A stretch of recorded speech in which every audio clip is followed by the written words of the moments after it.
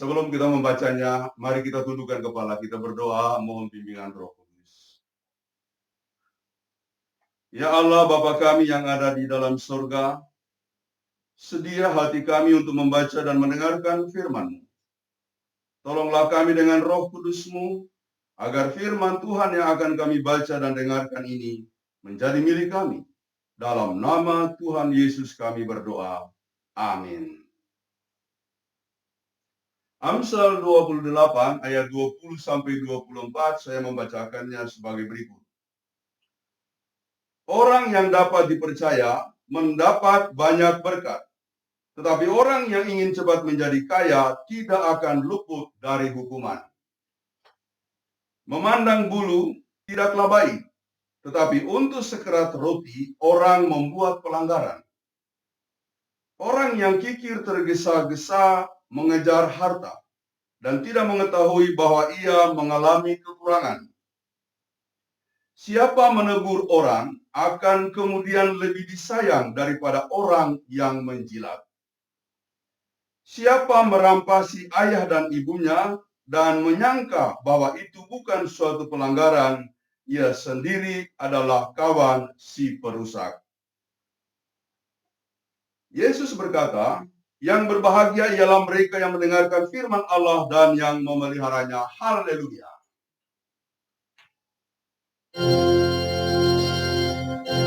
Haleluya. Haleluya.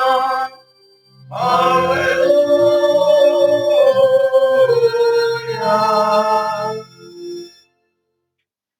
Saudara-saudara, tema hari ini adalah membangun kepribadian Kristen. Saya kira kita semua paham bahwa hidup kita ini unik, atau tubuh serta segala hal yang kita hidupi ini adalah unik. Kalau kita mau berbicara lebih jauh tentang bagaimana kita eksis atau bagaimana berbicara soal keberadaan kita, maka ada dua unsur yang ada dalam diri kita. Yang pertama itu citra diri, yang kedua watak. Nah, citra diri itu berkaitan dengan kodrat, bagaimana kita diciptakan oleh Tuhan. Jadi itu tidak bisa kita bentuk menurut apa yang kita mau, tapi itu adalah pemberian daripada Tuhan. Nah, kita adalah citra, kita sebagai citra kita sendiri sesuai dengan apa yang ada pada kita. Jadi kita adalah makhluk yang disebut ciptaan Tuhan, manusia namanya. Dan manusia ini dibedakan dalam jenis kelaminnya, yaitu laki-laki dan perempuan. Karena itu masing-masing manusia dengan jenisnya ini kemudian mencitrakan apa yang menjadi bagian dari hidupnya atau apa yang menjadi bagian dari eksistensinya. Yang laki-laki ya seperti saya, yang perempuan ya seperti perempuan. Nah, perbedaan ini bukan untuk mengatakan bahwa yang satu lebih rendah dari yang lain. Yang satu laki-laki karena kuat, ya memang dia kuat sebab dia mencitrakan laki-laki. Perempuan lemah lembut, dia mencitrakan perempuan. Tapi bukan berarti ini lalu kemudian menjadi alasan untuk membuat dikotomi atau pembedaan. Melainkan kalau kita baca lebih jauh dalam firman Tuhan, diciptakan sedemikian sebagai laki-laki dan perempuan untuk saling melengkapi. Jadi itulah citra kita. Nah, watak itu adalah apa yang kemudian kita pancarkan sebagai sesuatu yang keluar dari hidup kita. Dari kedirian kita yang punya citra tadi, lalu kemudian wataklah yang dibaca orang. Melalui perbuatan, perkataan, dan lain-lain sebagainya. Untuk yang pertama, saudara-saudara, kita, kondisi hidup kita, keadaan kita, atau kedirian kita, di dalam Alkitab atau menurut iman Kristen, mencitrakan apa yang disebut oleh Allah, dan memang dimaksudkan dari awal kita seperti itu, sebagai gambar Allah. Jadi, citra kita yang utama dalam perspektif Alkitab atau iman Kristen adalah sebagai gambar Allah atau sebagai imago Dei. Nah, kita disebut gambar Allah karena kita dirancang oleh Allah. Itu pertama-tama. Yang kedua, memang kita dimaksudkan hidup di muka bumi ini untuk menggambarkan Allah, untuk memancarkan sifat-sifat Allah. Jadi kita imago Dei, bukan imitatio Dei. Jadi kita bukan Allah atau bukan imitasi dari Allah. Kita adalah gambar Allah yang dirancang, dibentuk oleh Allah sendiri, lalu kemudian menggambarkan Allah dalam kehidupannya. Itulah sebabnya dalam percakapan-percakapan mengenai dogma Kristen, kita disebut sebagai makhluk teologis. Suatu makhluk yang tidak bisa lepas dari Allah. Atau dalam bahasa filosofisnya, kita adalah makhluk yang setiap saat berdiri di hadapan Allah untuk mempertanggungjawabkan kehidupan kita. Dan tidak mungkin kita lepas. Dan bagian paling dasar untuk mengatakan bahwa kita adalah gambar Allah dan karena itu kita makhluk teologis, ialah Tuhanlah yang membuat kita hidup. Tuhan ambil nafas kita, kita mati. Itulah sebabnya kita tidak bisa lepas dari Allah. Bagaimanapun kuatnya kita, bagaimanapun hebatnya kita tidak bisa lepas dari Allah. Kemudian yang kedua mengenai watak, kita memang dibina lalu kemudian diajar untuk memahami firman, nilai-nilai sikap-sikap yang diajarkan oleh Tuhan dari zaman para nabi sampai kepada Yesus Kristus. Dan bahkan saudara-saudara, Yesus Kristus menjadi patron utama bagi kita untuk hidup dalam watak Kristiani. Kalau dalam Filipi 2 dikatakan, supaya dalam hidupmu bersama kita mengenakan pikiran dan perasaan yang terdapat juga dalam Kristus Yesus, yang telah mengosongkan diri, meninggalkan tahtanya, lalu kemudian menjadi serupa dengan manusia, bahkan menjadi hamba yang menderita. Ia kemudian mencontohkan kepada kita bagaimana kita hidup dalam sifat-sifat yang sesungguhnya. Jadi itulah pedoman kita dalam membangun watak. Jadi kalau hari ini kita berbicara soal membangun kepribadian Kristen, kita sesungguhnya diarahkan untuk membangun nilai-nilai hidup. Nah, dalam pembacaan yang baru saja kita baca dan dengarkan tadi, Amsal 28 ayat 20 sampai 24, ada beberapa ciri sikap, saya ambil dari ayat 20 sampai 24 itu beberapa saja, walaupun itu banyak nanti, tapi ada beberapa ciri dari ayat-ayat tersebut. Yang pertama, dikatakan tadi, kalau kita itu bisa dipercaya. Saudara-saudara, mari kita membangun hidup yang bisa dipercaya. Ini berkaitan dengan integritas diri. Saya mengarahkan bagian ini kepada kehidupan kita yang luas. Jadilah orang yang bisa dipercaya. Karena bagaimana kita akan bisa dipercayai oleh orang lain, kita sendiri harus punya pedoman bahwa kita punya integritas. Jadi saudara-saudara, yang pertama, nilai yang harus kita bangun dalam kepribadian Kristen, kita harus bisa dipercaya. Dan untuk bisa dipercaya, kita harus bisa mempercayakan diri kepada Tuhan kita Yesus Kristus. Sebab dia pedoman utama. Kalau kita mempercayakan diri pada hal-hal yang lain, kita akan mentok. Ada batas daripada titik tertinggi bagaimana kita akan mempresentasikan hidup yang bisa dipercaya. Karena itu akan sangat ditentukan dari siapa yang kita percaya. Nah, Yesus sudah menjadi contoh yang tuntas. Dia menyelesaikan misi Allah, memberikan dirinya sampai nyawanya, lalu kemudian menyelesaikan tugasnya. Itulah bagian daripada hidup untuk mempercayakan diri. Jadi kalau ingin dipercaya, lihat siapa yang Anda percayai. Saudara-saudara, yang kedua dikatakan jangan pilih kasih. Ayatnya yang ke-22 tadi, jangan pilih kasih. Ya, orang Kristen memang diajarkan supaya tidak pilih kasih, di mana-mana dia harus terbuka.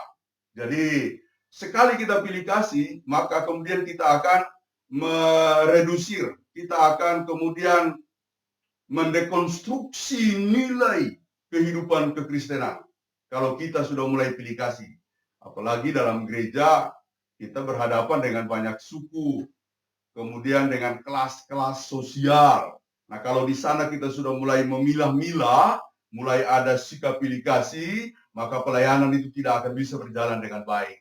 Jadi kita harus melihat seluruh kehidupan ini secara seimbang melalui kacamata Yesus. Jadi soal laki-laki dan perempuan sudah dibereskan oleh Yesus. Tidak ada lagi laki-laki dan perempuan dalam kemudian menghadapi seluruh pelayanan kita. Semuanya sama di hadapan Tuhan. Tidak ada majikan, tidak ada hamba, kata Yesus. Bahkan tidak ada orang Yahudi, tidak ada orang Yunani, dan tidak ada bicara suku dalam koridor pelayanan Kristiani. Itulah sebabnya kita walaupun berbeda-beda suku harus menghargai perbedaan itu. Lalu kemudian menjadikan itu sebagai bagian yang indah untuk kebersamaan kita. Jadi bukan menjadi alasan untuk kita berkonflik atau alasan untuk kita memilah-milah. Demikian juga untuk kehidupan yang lain. Apakah dia secara sosial ekonominya lebih bagus, yang lain lebih rendah, pelayanan tidak boleh membedakan itu. Harus sama rata. Jadi prinsip yang kedua yang harus kita tanamkan dalam kekristenan kita adalah jangan pilih kasih. Saudara-saudara, yang berikut adalah jangan kikir. Itu dia disampaikan dalam ayatnya yang ke-23. Jangan kikir. Ya, jangan kikir. Jadi saudara-saudara, orang yang kikir itu memang akan sulit untuk berkembang. Saya sudah melihat banyak pengalaman bagaimana orang yang pelit tidak bisa berkembang walaupun dia punya segala-galanya, tapi pada akhirnya dia mengalami kesulitan. Jadi jangan kikir. Yang berikut, mau menegur orang lain. Jadi menegur di sini bukan cuma sekedar memberikan sapaan, melainkan menegur, kalau dikatakan tadi dalam ayatnya yang ke-23, bagaimana kita menegur orang supaya lalu kemudian kita memperbaiki. Memang kita kalau menegur orang awalnya dibenci, tidak disukai. Nah, tetapi lihatlah bahwa kalau kita melakukan itu dengan benar, kita menegur karena memang dia salah, tapi tentu dengan cara yang wajar, yang manusiawi, bukan mempermalukan. Nah, orang-orang itu akan datang kepada kita dan mengucapkan terima kasih suatu saat nanti. Jadi saudara-saudara, demikian juga kalau dalam hal kepemimpinan, kalau ada orang-orang yang memimpin lalu kemudian menjauhi orang-orang yang mengeritik dia, yang suka memberikan masukan, kepemimpinannya itu akan kerdil. Dia lalu akan mengalami suatu kepemimpinan yang gersang. Tapi jika dia siap menerima siapapun, apakah koleganya ataupun orang lain yang memberikan kritikan kalau memang dia salah atau memberikan masukan untuk kebaikan, maka John Maxwell dalam buku Kepemimpinan mengatakan kita akan membangun sebuah kepemimpinan yang kuat. Maka pada saat yang sama kita juga merangkul begitu banyak orang. Sebab kalau kita hanya menyukai orang-orang yang kita sukai, yang mendukung kita sepenuhnya, yang tidak mau memberitahu kesalahan-kesalahan kita, maka itu adalah kepemimpinan yang kecil, yang kerdil, yang redup. Jadi saudara-saudara, jangan khawatir apakah orang itu membenci kita karena kita menegur, memberitahu kelemahannya, kekurangannya untuk dia perbaiki. Sekali kelak dia akan mencari kita dan mengucapkan terima kasih. Yang terakhir saudara-saudara, bangunlah watak kita sebagai orang yang menghormati orang tua. Jangan sampai kita merugikan orang tua. Kalau dalam bahasa Alkitab tadi, jangan sampai kita merampasi harta orang tua. Bukankah sekarang banyak terjadi hal-hal yang terkait dengan soal ini? Banyak orang kemudian mengalami konflik karena warisan. Bahkan orang tuanya masih hidup, mereka udah berantem. Sayang kalau itu terjadi. Jadi hormati orang tua. Memang kita harus mengakui tidak semua orang tua itu baik atau sempurna. Namun selemah-lemahnya mereka adalah orang tua yang dihadirkan oleh Tuhan untuk membimbing kita. Jadi hormati mereka apapun keadaannya. Saya juga tahu banyak anak-anak yang sakit hati atau mempunyai akar pahit dengan orang tuanya. Bahkan sampai orang tua sudah meninggal, dia masih menyimpan akar pahit itu. Sekarang bebaskan diri kita dari soal itu. Hormati orang tua. Kalau dalam bahasa hukum Allah, Keluaran 20 ayat 1 sampai 17 tadi, salah satu butir yang ditekankan di sana, supaya kita menghormati orang tua, dengan demikian kita akan lanjut umur di tanah atau di tempat, di negeri di mana kita hidup. Jadi menghormati orang tua harus kita kembangkan dan sungguh-sungguh kita nyatakan. Saudara-saudara, bagaimana dengan kehidupan kita? Semuanya dikembalikan kepada saudara. Mari kita mengoreksi diri.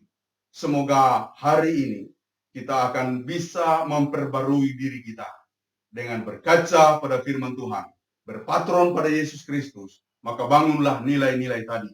Jadi sekali lagi, yang pertama, jadilah orang yang punya integritas, yang bisa dipercaya. Yang kedua, janganlah pilih kasih, jangan pelit, jangan pikir, kemudian suka membangun orang lain dengan menegur orang lain. Dan yang ketiga, saudara-saudara, dan yang keempat, saudara-saudara, hormati orang tua, bahkan semua orang tua. Kiranya Tuhan memberkati kita semuanya. Amin.